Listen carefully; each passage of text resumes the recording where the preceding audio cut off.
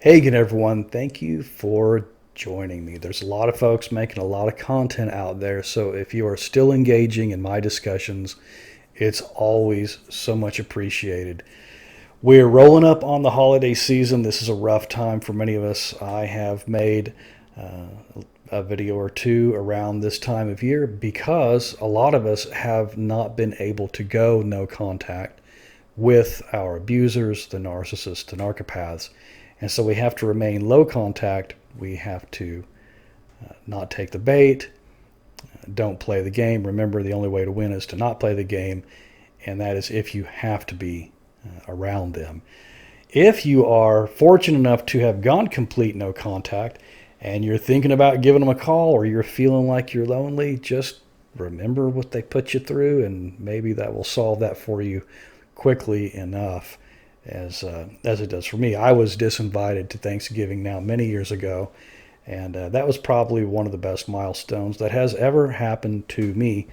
It was a lonely day. I'll never forget, but it was actually turned into one of the happiest, most peaceful days that I'd had in years and years before. So, if you're thinking that you may start to, dial up on one of them, don't do it. Stay no contact. There is a reason that that we say that. So anyway,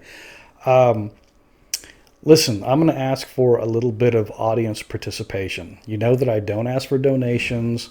I I really don't even ask you to subscribe.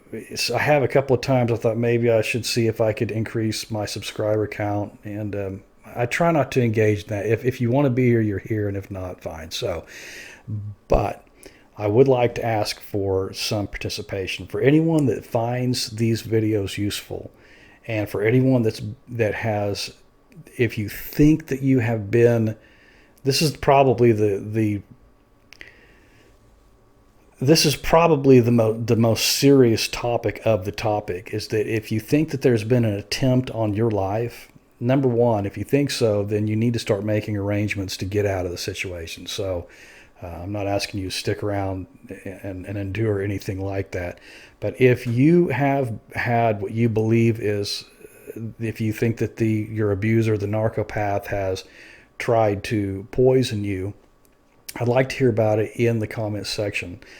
A couple of you have emailed me in the last probably 2 or 3 weeks about some of the poisoning issues. It's a very real topic. I've mentioned it on other folks' channels, and I have a video or two about it here. But I'd like to hear your stories about it, because I think that it's probably more. I think it's happening more often than we realize. I think there's a whole lot of unsolved cases that are going on out there because no one really thinks that sounds like movies to dialogue stuff, that anybody would poison you. It took a lot of convincing from several different people who didn't know each other when I was telling them the story. I'll tell you a little bit of it before I sign off. That I told them how someone had behaved, and immediately one of them said, "Oh, well, she tried to poison you." I was like, "Oh no, don't." Look, I appreciate you being on my side. I understand, and I mean, this is a rough thing that I'm going through, but no, they wouldn't try to poison me. That wouldn't happen. And I was expressing the same stories to a couple of other people, sounding off to see what they thought about other issues, not about poisoning. And they mentioned the same thing, that this person is trying to kill you, and it just wouldn't sink in. I was in complete denial. I've said before I was 80% sure and 90% sure that I was poisoned, and now I'm pretty much 100% sure, because when you put distance in between you and the narcopath, things become very clear. But I'll tell you, I can tell you exactly where I was when it dawned on me that these people were right. I was heading back into town. I can see it in my head now. I'm heading back into town after a job, a close out of town job, and I was crossing a bridge into downtown, and it hit me like a ton of bricks. It was means, motive, and opportunity. And she had the means, and she had the opportunity. Then I started to figure out what the motives were later. And I won't share those with you. But the mode, besides a healthy life insurance policy of $500,000, I'd mentioned before, like an idiot, that I was probably worth more dead than alive. And don't say things like that around a narcopath, because they may help that come true. But anyway, I think that I found out the means, motive, and opportunity, and it hit me that these people were probably telling me the truth. They were probably expressing more than just an opinion and a dislike for this person, that by deductive reasoning, it looks like I had been poisoned. So, to make a long story short, at least on that part of it, is that we went down to we went to the police. I was afraid to go to the police because I thought that they would. It takes a long time to get your mind unscrambled from being around these folks. But anyway, I went to the police. I talked to a detective, a crimes against person detective, a female, very nice lady, and she could tell that I was. And this is years after, because this is years. The attempts were years before I had went to the police, so there was almost no evidence. But she did close the door. She listened to everything I had to say, and she looked me square in the eye. Said, "I want to tell you something. I believe you." And that meant a lot. She goes, "But we don't have really enough to go on. I mean, obviously I'm not dead, so there's not going to be an investigation for that. But a lot of people get away with a lot of really nasty stuff, more than just the verbal abuse and the backstabbing and the gaslighting. You need to watch what they're doing to your things, where things would disappear, things would break, just mysterious happenings all the time, and some other mysterious happenings of why I was getting sick, moving from literally from house to house throughout a succession of addresses through the years. And I even mentioned it at one time to this person, that whatever it is that's getting me sick is following us from house to house, and nobody else is getting sick, only me. And I mentioned that, and it didn't dawn on me that somebody would be doing this. So when you start to put two and two together, you start in this deductive reasoning, you start to figure it out. If you think that a narcopath is poisoning your food, you got to find some way to get out of that. If I'd known now, or if I'd known then what I know now, obviously I would have done something different. But the poisoning episodes had ended, and that's when the destruction and the strip mining of my life began. It was almost the exact same time.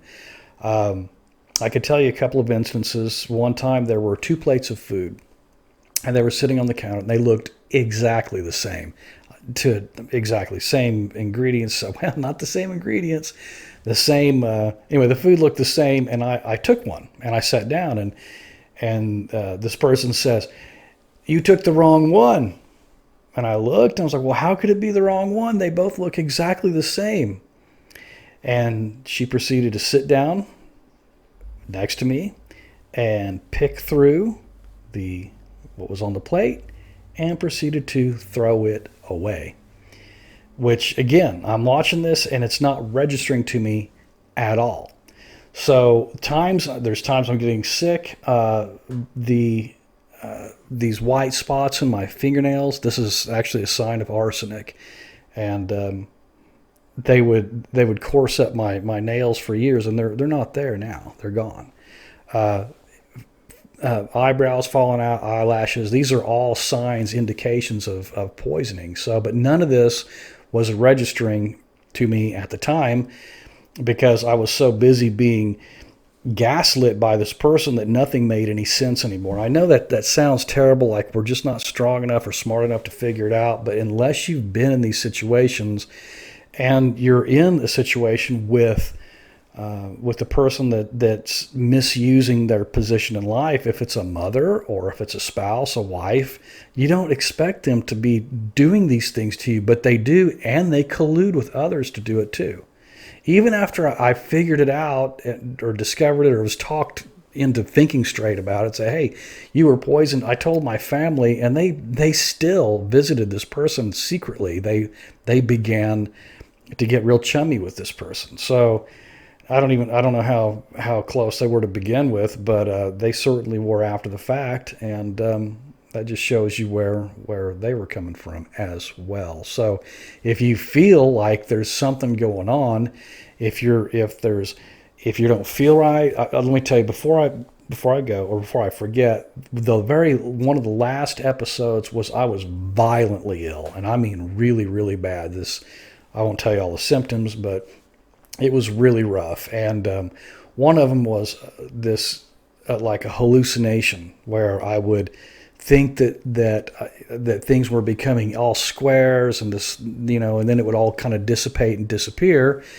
And I felt like I was just going to be okay when I was walking around the house and trying to figure out what was going on. I'd never felt this kind of sick before, and became very, very paranoid, and then it would go away, literally within minutes. So I'm not sure what my body was doing with the poison at that time, but I called the ex-narcopath, and I said, "Hey, look, something's really, really wrong. Do you think that you could take me to the hospital?" And her response was, "I'm busy." I've never asked anyone to take me to the hospital before. It's a serious business. So that tells you, again, the not concerned, and probably the foreknowledge because of what they had, that one ingredient that they'd put in my food. So if you're finding that you don't feel well and you're throwing up and nobody else around you is, and it's just you, you need to start looking at the people around you. This isn't to make you paranoid. This is to educate you on what happened to me. So it's bad news. It's real. People are becoming. It's more than it is criminal. I think Ollie Matthews mentioned that a lot of these people. He mentions the boomers that it's criminal, but it's all the narcopaths. What they do is if it's not borderline criminal, it is criminal. That's attempted murder, and folks, they almost got me. It was very, very close. I have an idea that just by me knowing it probably has saved probably other lives. These people have a lot of dead pets around them, a lot of dead husbands around them, and things are just not right all the time. So something is amiss. I suspect something.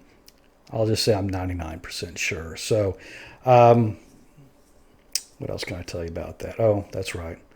I was going to tell you about the texting. During the discard phase, the divorcing party, of course, I was blindsided by the entire issue.